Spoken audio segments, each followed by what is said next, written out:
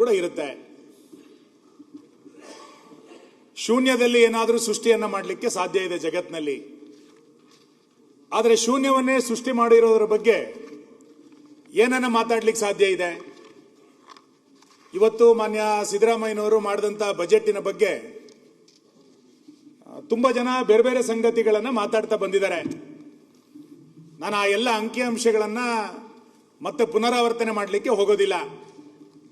ಯಾಕೆಂತಂದ್ರೆ ನಾನು ಬೇರೆ ವಿಷಯಗಳಿಗೆ ಹೋಗ್ತೇನೆ. ನೀವು ಬುಧವಾರ ಕೊಡ್ತೀರಿ ಅಂತಂದಾಗ ನಾನು ಬೇರೆ ಯೋಚನೆ ಮಾಡ್ಕೊಂಡಿದ್ದೆ. ಈಗ ಎಲ್ಲ ಸಂಗತಿಗಳನ್ನ ನಮ್ಮ ವಿರೋಧ ಪಕ್ಷದ ನಾಯಕರಾದಿಯಾಗಿ ಆಡಳಿತ ಪಕ್ಷದ ಸದಸ್ಯರು, ಉಳಿದಂತ ಸದಸ್ಯರು ಮಾತಾಡಿರೋದ್ರಿಂದ ನಾನು ಆ ವಿಷಯಗಳನ್ನ ಮತ್ತೆ ಹೇಳಲಿಕ್ಕೆ ಹೋಗೋದಿಲ್ಲ. ಮಾನ್ಯ ಅಧ್ಯಕ್ಷೆ, ಸಿದ್ದರಾಮಯ್ಯನವರು ಕರ್ನಾಟಕ ರಾಜ್ಯದ ಒಬ್ಬ ಸುದೀರ್ಘ ದಾಖಲೆಯ ಮುಖ್ಯಮಂತ್ರಿ ಅಂತ ಹೇಳ್ತಾರೆ. ದೇವರಾಜ ಅರಸು ನಂತರ ದೇವರಾಜ ಅರಸರ ದಾಖಲೆಯನ್ನು ಮುರಿದಂತ ಮುಖ್ಯಮಂತ್ರಿ ಅಂತ ಹೇಳ್ತಾ ಇದ್ದಾರೆ. ಸಾಕಷ್ಟು ರೀತಿಯಾದಂತಹ ದಾಖಲೆಗಳನ್ನು ಅವರು ಮಾಡಿದ್ದಾರೆ. ಹೆಚ್ಚು ಬಜೆಟ್ ಅನ್ನ ಮಂಡನೆ ಮಾಡಿದಂತ, ಸುಮಾರು 17 ಬಜೆಟ್ ಅನ್ನ ಮಂಡನೆ ಮಾಡಿದಂತ ದಾಖಲೆಯ ಮುಖ್ಯಮಂತ್ರಿ ಅವರು. ಇತಿಹಾಸದಲ್ಲಿ 4,48,000 ಕೋಟಿ ರೂಪಾಯಿಯ ದೊಡ್ಡ ಗಾತ್ರದ ಬಜೆಟ್ ಅನ್ನು ಮಾಡಿದಂತವರು ಕೂಡ ಮಾನ್ಯ ಸಿದ್ದರಾಮಯ್ಯನವರೇ. ಅದೇ ರೀತಿ ಹೆಚ್ಚು ಸಾಲವನ್ನ ಮಾಡಿದಂತ ಮುಖ್ಯಮಂತ್ರಿ ಯಾರು ಅಂತ ಕೇಳಿದ್ರೆ ಅದು ಕೂಡ ಸಿದ್ದರಾಮಯ್ಯನವರೇ. ಹೆಚ್ಚು ಹೊಣೆಗಾರಿಕೆಯ ಬಜೆಟ್ ಅನ್ನು ಯಾರು ಮಂಡನೆ ಮಾಡಿದ್ರು ಅಂತ ಕೇಳಿದ್ರೆ ಅದು ಕೂಡ ಸಿದ್ದರಾಮಯ್ಯನವರಿಗೆ ಸಲ್ತದೆ. ಈ ವರ್ಷದ ಬಜೆಟ್ನಲ್ಲಿ 1,32,000 ಕೋಟಿ ರೂಪಾಯಿಯನ್ನ ಸಾಲ ಮಾಡಿ ಅತ್ಯಂತ ಹೆಚ್ಚು ಸಾಲ ಮಾಡಿದಂತ ಮುಖ್ಯಮಂತ್ರಿಗಳ ಪೈಕಿ ಮಾನ್ಯ ಸಿದ್ದರಾಮಯ್ಯನವರು ಮೊದಲನೇ ಸಾಲಿನಲ್ಲಿ ಇವತ್ತು ನಿಲ್ತಾ ಇದ್ದಾರೆ. ಇವತ್ತು ಸುದೀರ್ಘ ಆಳ್ವಿಕೆಯನ್ನು ಮಾಡಿದಂತ ಮುಖ್ಯಮಂತ್ರಿ, ಹೆಚ್ಚು ಬಜೆಟ್ ಅನ್ನು ಮಾಡಿದಂತ ಮುಖ್ಯಮಂತ್ರಿ, ದೊಡ್ಡ ಗಾತ್ರದ ಬಜೆಟ್ ಅನ್ನು ಮಾಡಿದಂತ ಮುಖ್ಯಮಂತ್ರಿ, ಹೆಚ್ಚು ಸಾಲವನ್ನು ಮಾಡಿದಂತ ಮುಖ್ಯಮಂತ್ರಿ, ಇದೆಲ್ಲದರ ಜೊತೆನಲ್ಲಿ ಹೆಚ್ಚು ಹೆಚ್ಚು ಸಮಸ್ಯೆಗಳನ್ನು ಸೃಷ್ಟಿ ಮಾಡಿದಂತ ಮುಖ್ಯಮಂತ್ರಿ ಯಾರು ಅಂತ ಕೇಳಿದ್ರೆ ಅದು ಕೂಡ ಸಿದ್ದರಾಮಯ್ಯನವರಿಗೆ ಇವತ್ತು ಸಲ್ಲುತ್ತೆ. ಈ ರೀತಿ ಹಲವು ದಾಖಲೆಗಳನ್ನು ಇಟ್ಟುಕೊಂಡು ಮಾನ್ಯ ಮುಖ್ಯಮಂತ್ರಿಗಳು ಈ ಬಜೆಟ್ ಅನ್ನು ಇವತ್ತು ಮಂಡಿಸಿದ್ದಾರೆ. ಮಾನ್ಯ ಅಧ್ಯಕ್ಷರೇ, ಅವರು ಬಜೆಟ್ನ ಮೊದಲನೇ ಪೇಜ್ನಲ್ಲಿ ಒಂದು ಸಂಗತಿಯನ್ನ ಉಲ್ಲೇಖ ಮಾಡ್ತಾರೆ. ನನಗೆ ಬಹಳ ಅದು ಮೊದಲನೇ ಲೈನು. ಬಹುಶಃ ಇಲ್ಲಿಯ ತನಕ ಬಜೆಟ್ ಮಂಡನೆ ಮಾಡಿದಂಥವ್ರು ಯಾರು ಕೂಡ ಈ ಪದವನ್ನು ಬಳಸಿರಲಿಲ್ಲ. ಅವ್ರು ಏನ್ ಹೇಳ್ತಾರೆ ಅಂತ ಕೇಳಿದ್ರೆ, ಪ್ರಗತಿಶೀಲ ರಾಜ್ಯದ ಜನರ ತೆರಿಗೆ ಹಣದ ಪ್ರಮುಖ ಟ್ರಸ್ಟಿ ನಾನು ಅಂತ ಹೇಳ್ತಾ ಇದ್ದಾರೆ. ನಾನು ರಾಜ್ಯದ ಜನರ ತೆರಿಗೆ ಹಣದ ಪ್ರಮುಖ ಟ್ರಸ್ಟಿ ಅಂತ ಹೇಳುವಂತ ಸಿದ್ದರಾಮಯ್ಯನವರು ಬರೀ ಅಭಿವೃದ್ಧಿ ಮತ್ತು ವಿಶ್ವಾಸದ ಟ್ರಸ್ಟಿ ಮಾತ್ರ ಅಲ್ಲ, ಈ ರಾಜ್ಯದ ಸಾಲ ಮತ್ತು ಹೊಣೆಗಾರಿಕೆಯ ಟ್ರಸ್ಟಿಯೂ ಕೂಡ ಅವರೇ. ಯಾಕೆ ಅಂತ ಕೇಳಿದ್ರೆ, ಇವತ್ತು ಎಲ್ಲ ಬಂಡವಾಳ ವೆಚ್ಚಕ್ಕೆ ಕಡಿಮೆ ಅನುದಾನಗಳನ್ನು ಇಟ್ಟು ಬೇರೆ ಎಲ್ಲ ಸಂಗತಿಗಳನ್ನು ಪೋಷಿಸಿ ಅದನ್ನು ಬೆಳೆಸಿ ದೊಡ್ಡ ಸಾಲವನ್ನು ಮಾಡಿದಂತ, ಹೊಣೆಗಾರಿಕೆಯ ಬಜೆಟ್ ಅನ್ನು ಮಾಡಿದಂತ ಟ್ರಸ್ಟಿ ಅವರು. ಬರೀ ಅಭಿವೃದ್ಧಿಯ ಟ್ರಸ್ಟಿ ಮಾತ್ರ ಅಲ್ಲ, ವಿಶ್ವಾಸದ ಟ್ರಸ್ಟಿ ಅಲ್ಲ, ಹೊಣೆಗಾರಿಕೆಯ ಟ್ರಸ್ಟಿ, ಸಾಲಗಾರರ ಟ್ರಸ್ಟಿ ಆಗಿ ಇವತ್ತು ಮಾನ್ಯ ಮುಖ್ಯಮಂತ್ರಿಗಳು ಕೆಲಸವನ್ನು ಮಾಡ್ತಾ ಇರೋದನ್ನ ನಾನು ಗಮನಿಸ್ತಾ ಇದ್ದೇನೆ. ಮಾನ್ಯ ಅಧ್ಯಕ್ಷರ, ಇಡೀ ಬಜೆಟ್ನ ಪುಸ್ತಕದಲ್ಲಿ ಸಾಕಷ್ಟು ರೀತಿಯಾದಂತಹ ಅಂಕಿಅಂಶಗಳನ್ನು ಕೊಟ್ಟಿದ್ದಾರೆ. ನನಗೆ ಆ ಅಂಕಿಅಂಶಗಳ ಬಗ್ಗೆಯೇ ಅನುಮಾನ. ನಾನು ಇಡೀ ಬಜೆಟ್ನಲ್ಲಿ ಅವರ ಅಂಕಿಅಂಶಗಳ ಬಗ್ಗೆ ಬಹಳಷ್ಟು ರೀತಿಯಾದಂತಹ ಅನುಮಾನಗಳಿದೆ ಅನ್ನೋದನ್ನ ನಾನು ಮತ್ತೆ ಮತ್ತೆ ಇಲ್ಲಿ ಪುನರುಚ್ಚರಿಸುತ್ತೇನೆ. ಮಾನ್ಯ ಮುಖ್ಯಮಂತ್ರಿಗಳು ಉತ್ತರ ಕೊಡುವಂತ ಸಂದರ್ಭದಲ್ಲಿ ಅದಕ್ಕೆ ಪೂರಕವಾಗಿ ಸ್ಪಂದಿಸ್ತಾರೆ ಎನ್ನುವಂತ ವಿಶ್ವಾಸ ನನಗಿದೆ. ಯಾಕೆ ಈ ಅನುಮಾನಗಳು ಬಂದಿದೆ ಅಂತ ಕೇಳಿದ್ರೆ, ಅವರು ಬಜೆಟ್ನಲ್ಲಿ ಒಟ್ಟು ಹೊಣೆಗಾರಿಕೆಯನ್ನ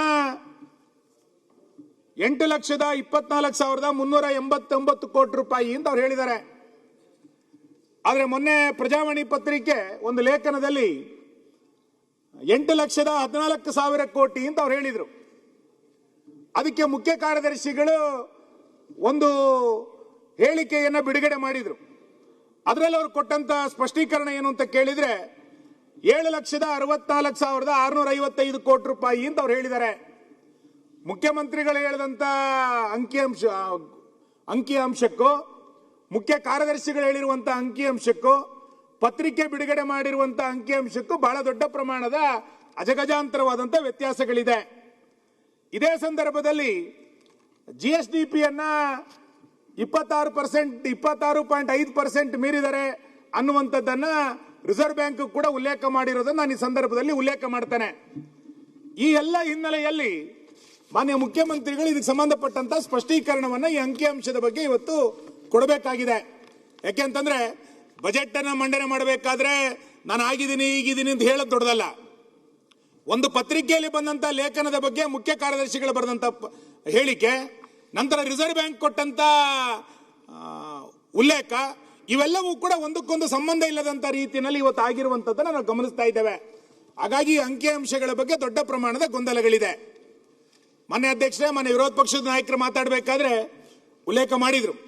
ಅವರು ಮೊದಲನೇ ಬಾರಿ ಬಜೆಟ್ ಮಾಡಿದಾಗ ಪುಸ್ತಕ ಸಣ್ಣದಿತ್ತು, ಬಟ್ ಯೋಜನೆಗಳು ದೊಡ್ಡದಿತ್ತು. ಈಗ ಪುಸ್ತಕ ದೊಡ್ಡದಾಗಿದೆ, ಯೋಜನೆಗಳು ಕಡಿಮೆ ಆಗಿದೆ ಅನ್ನೋದನ್ನ ಮಾನ್ಯ ಅಶೋಕ್ ಅವರು ತನ್ನ ಬಜೆಟ್ ಭಾಷಣದಲ್ಲಿ ಉಲ್ಲೇಖ ಮಾಡ್ತಾ ಇದ್ರು.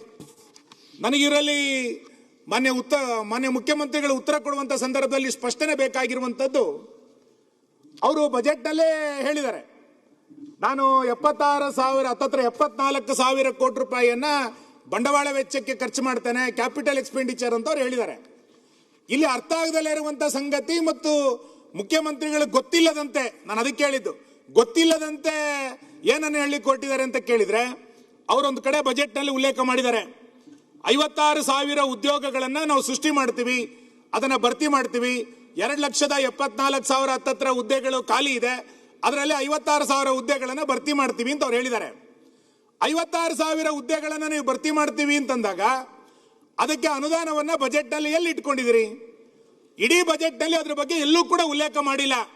ಉತ್ತರ ಕರ್ನಾಟಕದಲ್ಲಿ ಯುವಕರು ದೊಡ್ಡ ಪ್ರಮಾಣದಲ್ಲಿ ಪ್ರತಿಭಟನೆಯನ್ನ, ಎಲ್ಲ ಜನಪ್ರತಿನಿಧಿಗಳಿಗೆ ದೊಡ್ಡ ಪ್ರಮಾಣದ ಗೆರಾವುಗಳನ್ನು ಹಾಕ್ತಾ ಇದ್ದಾಗ ಆ ಹೋರಾಟದ ದಿಕ್ಕನ್ನು ತಪ್ಪಿಸಬೇಕು ಅನ್ನೋ ಕಾರಣಕ್ಕೆ ನಾವು 56,000 ಹುದ್ದೆಗಳನ್ನ ಭರ್ತಿ ಮಾಡ್ತೀವಿ ಅಂತ ನೀವು ಹೇಳಿದಿರಿ. ಭರ್ತಿ ಮಾಡ್ತೀವಿ ಅಂತ ಹೇಳಿರೋದು ನಾನು ಸ್ವಾಗತಿಸ್ತೇನೆ. ಆದ್ರೆ ಭರ್ತಿ ಮಾಡ್ತೀವಿ ಅಂತ ಹೇಳಿದ ನಂತರ ಅದಕ್ಕೆ ಎಲ್ಲ ಅನುದಾನವನ್ನ ಇದಕ್ಕೆ ಜೋಡಿಸ್ಕೊಂಡಿದ್ದೀರಿ ನೀವು? ನಿಮ್ಮ ಒಟ್ಟು 4,44,000 ಕೋಟಿ ರೂಪಾಯಿ ಬಜೆಟ್ ನಲ್ಲಿ ಈ 56,000 ಉದ್ಯೋಗಿಗಳಿಗೆ ಹೇಗೆ ಅನುದಾನವನ್ನ ಒದಗಿಸ್ತೀರಿ ಎನ್ನುವಂತ ಉಲ್ಲೇಖ ಇಲ್ಲ. ಹಾಗಾಗಿ ನನಗೆ ಅನ್ನಿಸ್ತಾ ಇದೆ, ಈ 56,000 ಹುದ್ದೆಯನ್ನ ಸೃಷ್ಟಿ ಮಾಡ್ತೀವಿ ಅಥವಾ ಹೊಸ ನೇಮಕಾತಿ ಮಾಡ್ತೀವಿ ಎನ್ನುವಂಥದ್ದು ಅತ್ಯಂತ ಶುದ್ಧ ಸುಳ್ಳು. ಯಾವ ನಿರುದ್ಯೋಗಿ ಯುವಕರು ಹೋರಾಟವನ್ನು ಮಾಡ್ತಾ ಇದ್ರು, ಈ ಸರ್ಕಾರ ಸರ್ಕಾರಿ ಹುದ್ದೆಗಳನ್ನ ಮತ್ತೆ ಭರ್ತಿ ಮಾಡ್ತಾರೆ ಅನ್ನುವಂಥ ವಿಶ್ವಾಸ ಇವರೆಲ್ಲೂ ಕೂಡ ಅನುದಾನದಲ್ಲಿ ಉಲ್ಲೇಖ ಮಾಡಿರೋದ್ರಿಂದ ನನಗೆ ಅದ್ರ ಬಗ್ಗೆ ಬಹಳ ದೊಡ್ಡ ಪ್ರಮಾಣದ ಅನುಮಾನಗಳು ಇವತ್ತು ಬರ್ತಾ ಇದೆ. ಎರಡನೇದು, ಪೇ ಕಮಿಷನ್ ಇವತ್ತು ಘೋಷಣೆ ಆಗಿದೆ. ಪೇ ಕಮಿಷನ್ಗೆ 20,000 ಕೋಟಿ ರೂಪಾಯಿ ಬೇಕು ಅಂತೇಳಿ ಒಂದು ಅಂದಾಜು ಮಾಡಿದ್ದಾರೆ. ಅದಕ್ಕೆ ನೀವೆಲ್ಲಿ ಪ್ರಾವಿಷನ್ ಮಾಡ್ಕೊಂಡಿದ್ದೀರಿ? ಒಂದು ಕಡೆ 56,000 ಹುದ್ದೆಗಳಿಗೆ ಬೇಕಾದಂತ ಗ್ರಾಂಟ್ ಅನ್ನ ಪ್ರಾವಿಷನ್ ಮಾಡ್ಕೊಂಡಿಲ್ಲ, ಇನ್ನೊಂದು ಕಡೆ ಪೇ ಕಮಿಷನ್ಗೆ ಅಂದಾಜಿಗೆ ಬೇಕಾದಂತ 20,000 ಕೋಟಿ ರೂಪಾಯಿಯನ್ನ ಅದು ಕಮಿಷನ್ ಅನ್ನು ಒಪ್ಕೊಂಡ ನಂತರ ಅದಕ್ಕೆ ಬೇಕಾದಂತ 20,000 ಕೋಟಿ ರೂಪಾಯಿಯನ್ನ ಎಲ್ಲಿ ಹೊಂದಾಣಿಕೆ ಮಾಡ್ತೀರಿ ಅಂತ ನೀವು ಹೇಳಲಿಲ್ಲ. ನರೇಗಾ ಬಗ್ಗೆ ಈ ಸರ್ಕಾರದಲ್ಲಿ ಇನ್ನು ಬಜೆಟ್ ನಲ್ಲಿ ಸ್ಪಷ್ಟತೆನೇ ಆಗಲಿಲ್ಲ. ನೀವು ನಿರ್ಣಯ ಮಾಡಿದ್ರಿ, ನಾವು ನರೇಗಾವನ್ನ ವಿರೋಧ ಮಾಡಿದೀವಿ, VG ರಾಮ್ಜಿಯನ್ನ ನರೇಗಾವನ್ನ ಸ್ವಾಗತಿಸ್ತೀವಿ, VG ರಾಮ್ಜಿಯನ್ನ ವಿರೋಧ ಮಾಡ್ತೀವಿ ಅಂತ ಹೇಳಿದ್ರಿ. ಈಗ ಈ ಕರ್ನಾಟಕ ಸರ್ಕಾರದ್ದು ನರೇಗಾ ಬಗ್ಗೆ ನಿಮ್ ನಿಲುವೇನು? ಹಾಗಾದ್ರೆ 40% ರಾಜ್ಯ ಸರ್ಕಾರ ಕೊಡಬೇಕಾಗಿದೆ ಎನ್ನುವ ಕಾರಣಕ್ಕೆ VG ರಾಮಜಿಯನ್ನು ಬಿಟ್ಬಿಡ್ತೀರಾ ನೀವು? ನರೇಗಾ ಯೋಜನೆಯನ್ನ ಈ ರಾಜ್ಯ ಸರ್ಕಾರ ಕೈ ಬಿಟ್ಟಿದ್ಯಾ? ಒಂದು ಪ್ರಕಾರ ಈ ವರ್ಷದಿಂದ ನರೇಗಾ ತೆಗೆದುಕೊಳ್ಳೋದಿಲ್ಲ ಅಂತ ನೀವು ಹೇಳಿ, ಅದಕ್ಕೂ ಕೂಡ ಎಲ್ಲೋ ಅನುದಾನಗಳನ್ನು ನೀವು ತೋರಿಸಿಲ್ಲ. ಅದ್ರ ಜೊತೆನಲ್ಲಿ ಕಳೆದ ಬಾರಿ ನರೇಗಾದಲ್ಲಿ ಕೆಲಸ ಮಾಡಿದಂತ 5 ಲಕ್ಷದ ಸುಮಾರು 94 ಲಕ್ಷ ಉದ್ಯೋಗ ನಿಮ್ಮ ಆರ್ಥಿಕ ಸಮೀಕ್ಷೆನಲ್ಲಿ ಅವ್ರು ಹೇಳಿದ್ದಾರೆ. ಏನು ಅಂತ? ಆ ನರೇಗಾದಲ್ಲಿ ಸೃಜನೆ ಆಗಿರುವಂತ 5 ಲಕ್ಷದ ನಿಮ್ಮ ಆರ್ಥಿಕ ಸಮೀಕ್ಷೆನಲ್ಲಿ ಹೇಳಿದ್ದಾರೆ. ಏನಂತ ಹೇಳಿದ್ದಾರೆ ಅಂತಂದ್ರೆ 8,93,00,000 ಕಾಮಗಾರಿಗಳನ್ನು ಕೈಗೆತ್ತಿಕೊಳ್ಳಲಾಗಿದ್ದು, ಅದರಲ್ಲಿ 2,94,00,000 ಕಾಮಗಾರಿಗಳು ಪೂರ್ಣಗೊಂಡಿದೆ. ಉಳಿದ 5,99,00,000 ಕಾಮಗಾರಿಗಳು ಪ್ರಗತಿಯಲ್ಲಿದೆ ಅಂತ ನೀವು ಆರ್ಥಿಕ ಸಮೀಕ್ಷೆಯಲ್ಲಿ ಹೇಳಿದಿರಿ.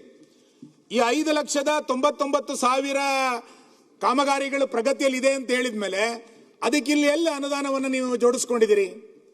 ಅದ್ರ ಬಗ್ಗೆ ಎಲ್ಲೂ ಕೂಡ ಪ್ರಸ್ತಾವನೆ ಮಾಡದಲೇ ಇರೋದ್ರಿಂದ ಅದು ಗುಪ್ತಗಾಮಿನಿ ಆಗಿದೆ ಅಂತಂದ್ರೆ ಆ ಯೋಜನೆ ಇಲ್ಲ ಅಂತ, ಅಥವಾ ಕೆಲಸ ಮಾಡದಂತವರಿಗೆ ಇನ್ನು ಮುಂದಿನ ದಿನಗಳಲ್ಲಿ ಸಂಬಳ ಸಿಗೋದಿಲ್ಲ, ಕೂಲಿ ಸಿಗೋದಿಲ್ಲ ಅನ್ನೋದನ್ನ ನೀವು ಉತ್ತರದಲ್ಲಿ ಹೇಳಬೇಕಾಗತ್ತೆ. ಇಲ್ಲ ಅಂತಂದ್ರೆ ಅದೇನಾಗಿದೆ ಅನ್ನುವಂಥದ್ದನ್ನು ಸರ್ಕಾರ ಸ್ಪಷ್ಟ ಮಾಡಬೇಕು. ಇನ್ನು ಕೊನೆಯದು ಬಾಕಿ ಇರುವಂಥ ಬಿಲ್ಗಳು. ಪತ್ರಿಕಾ ವರದಿಗಳಲ್ಲಿ ಬೇರೆ ಬೇರೆ ಪ್ರಶ್ನೆಗಳನ್ನು ಕೇಳಿದಾಗ ಸರ್ಕಾರ ಹೇಳ್ತಾ ಇರುವಂಥದ್ದು ಸುಮಾರು 38,000 ಕೋಟಿ ರೂಪಾಯಿಗಳು ಬಿಲ್ ಬಾಕಿ ಇದೆ ಅಂತ.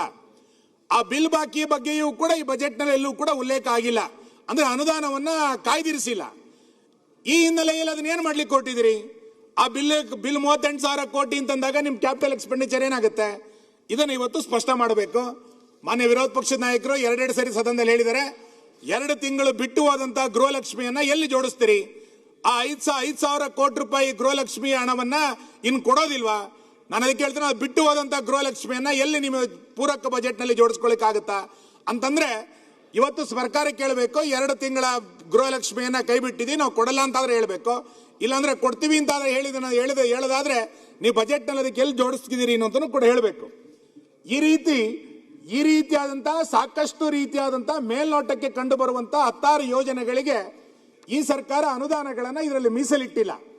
ಈ ಹಿನ್ನೆಲೆಯಲ್ಲಿ ನಿಮ್ಮ ಒಟ್ಟು ಬಜೆಟ್ಟಿನ ಅಂಕಿಅಂಶಗಳ ಬಗ್ಗೆ ನನಗೆ ಅನುಮಾನ ಇದೆ ಅನ್ನೋದನ್ನು ನಾನು ಮತ್ತೆ ಈ ಸಂದರ್ಭದಲ್ಲಿ ಹೇಳಲಿಕ್ಕೆ ಇಚ್ಛೆ ಪಡ್ತೇನೆ. ಮಾನ್ಯ ಅಧ್ಯಕ್ಷರೇ, ನಿರುದ್ಯೋಗಿ ಯುವಕರು ಪ್ರತಿಭಟನೆ ಮಾಡಿದ್ರು ಅನ್ನೋ ಕಾರಣಕ್ಕೆ ಬಜೆಟ್ನಲ್ಲಿ ಒಂದು ಲೈನ್ ಹೇಳಿ ಅದಕ್ಕೆ ಅನುದಾನ ಇಡೋದಿಲ್ಲ ಅಂತಂದ್ರೆ ಉದ್ಯೋಗ ಕೊಡೋದಿಲ್ಲ ಅಂತ ಅರ್ಥ. ನರೇಗಾ ಬಗ್ಗೆ ನಿಮ್ಮ ಪ್ರಸ್ತಾವನೆ ಇಲ್ಲ ಅಂತಂದ್ರೆ ನರೇಗಾವನ್ನ ಈ ರಾಜ್ಯ ಸರ್ಕಾರ ಕೈ ಬಿಟ್ಟಿದೆ ಅಂತ ಅರ್ಥ. ಪೇ ಕಮಿಷನ್ ಅನ್ನು ಒಪ್ಪಿಕೊಂಡು 20,000 ಕೋಟಿಯನ್ನು ಅದಕ್ಕೆ ಮೀಸಲಿಟ್ಟಿಲ್ಲ ಅಂತಂದ್ರೆ ಸರ್ಕಾರಿ ನೌಕರಿಗೆ ನೀವು ಸಂಬಳ ಕೊಡೋದಿಲ್ಲ ಅಂತ ಅರ್ಥ. 38,000 ಬಾಕಿ ಬಿಲ್ಲಿನ ಬಗ್ಗೆ ಉಲ್ಲೇಖ ಇಲ್ಲ ಅಂತಂದ್ರೆ ಅದನ್ನು ಕೊಡೋದಿಲ್ಲ, ಅದನ್ನ ಗುತ್ತಿಗೆದಾರರು ಆತ್ಮಹತ್ಯೆ ಮಾಡ್ಕೊಳ್ಳೋ ತನಕ ನೀವು ಕಾಯ್ತೀರಿ ಅಂತ ಅರ್ಥ. ಇನ್ನು ಭಾಗ್ಯಲಕ್ಷ್ಮಿಗೆ 5,000 ಕೋಟಿಯನ್ನು ನೀವು ಕೊಡ್ತಾ ಇಲ್ಲ ಅಂತಂದ್ರೆ ನೀವು ಆ ಯೋಜನೆಯನ್ನ ಎಲ್ಲ ಒಂದು ಕಡೆ ಹಳ್ಳ ಆಡಿಸ್ತಾ ಇದ್ದೀರಿ ಎನ್ನುವಂಥದ್ದು ಅರ್ಥ. ಈ ಕಾರಣದಿಂದನೇ ಈ ಬಜೆಟ್ ಜನರಿಗೆ ಏನನ್ನು ಕೊಟ್ಟಿಲ್ಲ ಅನ್ನುವ ಕಾರಣಕ್ಕೋಸ್ಕರನೇ ನಾವು ಚೊಂಬಿನ ಪ್ರತಿಭಟನೆಯನ್ನು ಇವತ್ತು ಮಾಡಿದ್ದು. ನಾನು ಅದಕ್ಕೆ ನಿಮ್ಮ ಮುಖಾಂತರ ಸರ್ಕಾರಕ್ಕೆ ಉತ್ತರ ಕೊಡ್ತೇನೆ. ಈ ಯಾವ ಪ್ರಶ್ನೆಗಳಿಗೂ ಉತ್ತರವನ್ನ ಕೊಡದೆ ನೀವು 74,000 ಕ್ಯಾಪಿಟಲ್ ಬಜೆಟ್ ಅನ್ನು ಇಟ್ಟಿದ್ದೀರಿ ಅಂತಂದ್ರೆ ಯಾವ ಯೋಜನೆಯನ್ನು ಕೂಡ ರಾಜ್ಯದಲ್ಲಿ ಮಾಡ್ಲಿಕ್ಕಾಗಲ್ಲ. ನಂದು ಅದಕ್ಕೆ ಸಲಹೆ, ನೀವು ಇಂದಿರಾ ಕಿಟ್ಟಿನ ಜೊತೆನಲ್ಲಿ ರಾಜ್ಯದ ಜನರಿಗೆ ಒಂದೊಂದು ಚೊಂಬು ಕೊಟ್ಬಿಡಿ ಆ ಕಿಟ್ಟಿನ ಜೊತೆಗೆ. ಅವಾಗ ಸರ್ಕಾರದ ಬಜೆಟ್ ಏನು ಅನ್ನುವಂಥದ್ದು ಜನರಿಗೆ ಅರ್ಥ ಆಗುತ್ತೆ. ಉತ್ತಮ ಸಂಸ್ಕಾರಯುತ ಶಿಕ್ಷಣದೊಂದಿಗೆ VSS English medium CBSE school Udupi Muddur. ನರ್ಸರಿಯಿಂದ 10ನೇ ತರಗತಿವರೆಗೆ ಶಿಕ್ಷಣದ ಜೊತೆಗೆ 5ರಿಂದ 10ನೇ ತರಗತಿವರೆಗಿನ ವಿದ್ಯಾರ್ಥಿನಿಯರಿಗೆ ಉತ್ತಮ ಹಾಸ್ಟೆಲ್ ಸೌಲಭ್ಯವೂ ಇದೆ. ನಿಮ್ಮ ಮಕ್ಕಳ ಪ್ರವೇಶಾತಿಗಾಗಿ ಈ ಸಂಖ್ಯೆಗೆ ಕರೆ ಮಾಡಿ.